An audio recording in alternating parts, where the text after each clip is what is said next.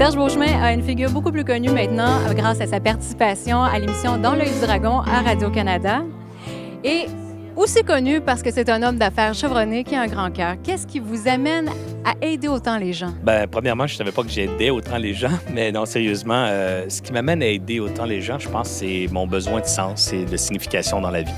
Vous savez, quand on est jeune, je sais pas pourquoi, mais bon, pour différents facteurs, j'ai été appelé à trouver un sens à mon existence, puis j'ai toujours eu ça dans le cœur, disons, de savoir pourquoi j'existe, puis assez rapidement, je me suis dit que j'existais pas juste pour ramasser du matériel puis en consommer. Fait que chaque être humain avait un devoir qui était celui de se réaliser, de réaliser son potentiel à lui, ses rêves à lui.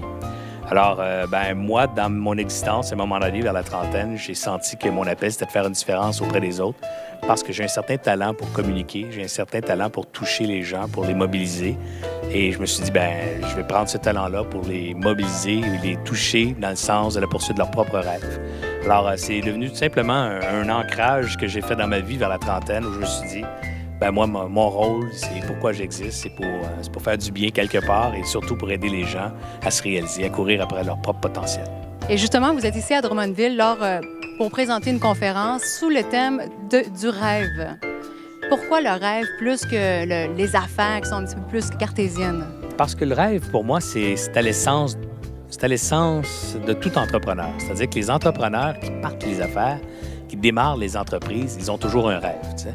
Évidemment, il y en a qui vont dire « Ouais, c'est le même rêve et pour tout le monde, c'est de faire de l'argent. » Mais je pense pas, moi. Je pense pas. Je pense que l'argent, c'est tout le temps un synonyme de d'autres choses. Tu sais, l'argent, c'est souvent une expression facile ou une image facile pour exprimer quelque chose qui est peut-être plus grand ou plus noble, peut-être, ou peut-être qui est connecté à ta véritable essence. Tu sais, il y a des gens qui vont dire, en fait, moi, c'est pas vraiment de l'argent que je veux faire, c'est j'aimerais ça réussir à prouver à toute mon école que je suis bon, tu sais, ou j'aimerais ça pour prouver à mes parents que je suis capable, ou j'aimerais ça réaliser tel projet, ou j'aimerais ça devenir le plus grand dans tel domaine.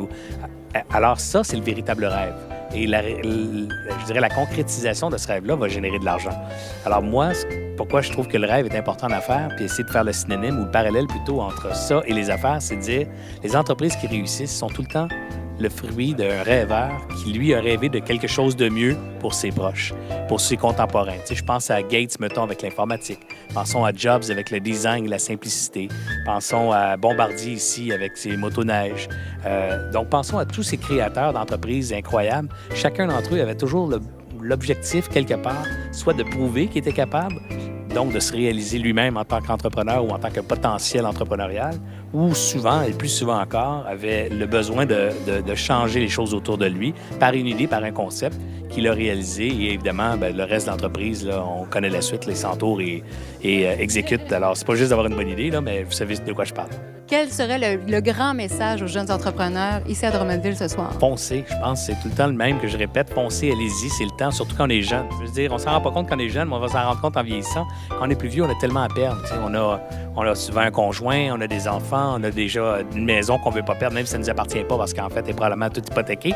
Mais on a l'illusion qu'on a plein de trucs qu'on veut pas perdre. On a une routine, on a, comme je disais tantôt, souvent une famille. C'est beaucoup plus difficile de lâcher tout ça puis de le risquer à 35-40 ans qu'à 20-25, alors qu'en 20-25, techniquement, on n'a pas grand-chose, à moins de quelques-uns d'entre nous qui sont plus privilégiés, mais la plupart d'entre nous, les jeunes, on n'a pas grand-chose à ces âges-là. Alors, c'est le temps de prendre des risques, c'est le temps de foncer. Puis en plus, le corps est bien fait. C'est l'âge à laquelle on se remet bien des coups. Alors, si on tombe, c'est pas grave. Si on se pète une cheville, une épaule, n'importe quoi, c'est une image, mais vous comprenez que c'est la même chose à faire. Si on fait une faillite à 22 ans, ça s'oublie vite, puis à 27 ans, on est prêt à partir. On fait une faillite à 45 ans, c'est un peu plus difficile. Là, on perd tout ce qu'on a accumulé, souvent à la sueur de son front pendant de nombreuses années. On met la pérennité de la famille, ou du moins la santé familiale en jeu. Alors, il y a beaucoup de conséquences quand on est plus âgé. Alors que quand on est jeune, ces conséquences-là sont minimales. Alors moi, je dis aux jeunes, c'est le temps de foncer, c'est le temps d'essayer, c'est le temps de justement d'entreprendre. Le mot entrepreneur, c'est entreprendre. Donc, entreprendre des projets, partir des business, essayer des trucs, puis toujours avec la même conscience, pas de faire de l'argent. Faut bien comprendre ce que je dis. Le but, c'est pas de faire de l'argent. Le but, c'est de rendre un service, c'est de trouver quelque chose qui va vraiment solutionner un problème. Et évidemment, avec le jugement et le bon sens, on va trouver aussi une équation économique qui va générer de l'argent aussi. Alors, c'est pas de faire de l'argent pour faire de l'argent, mais c'est de faire de l'argent en trouvant une solution à un marché ou à un potentiel important dans l'économie ou dans le marché actuel. Pour terminer, est-ce qu'on va avoir droit à une compétition de bas rigolos lors de la prochaine saison des Dragons? Il y a différentes questions, réponses que je pourrais offrir. La première et la plus vraie, c'est que c'est pas mon genre. Je porte pas des bas rigolos. Je suis un peu straight sur les bas.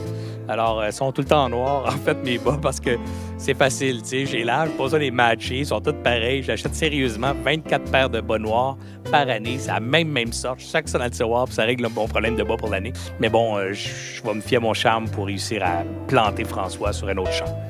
C'est une très bonne idée. Merci beaucoup de votre générosité pour la Jeune Chambre et aussi pour Cinépro. Ça me fait bien plaisir, Patricia. Puis je te souhaite un beau succès dans tes projets.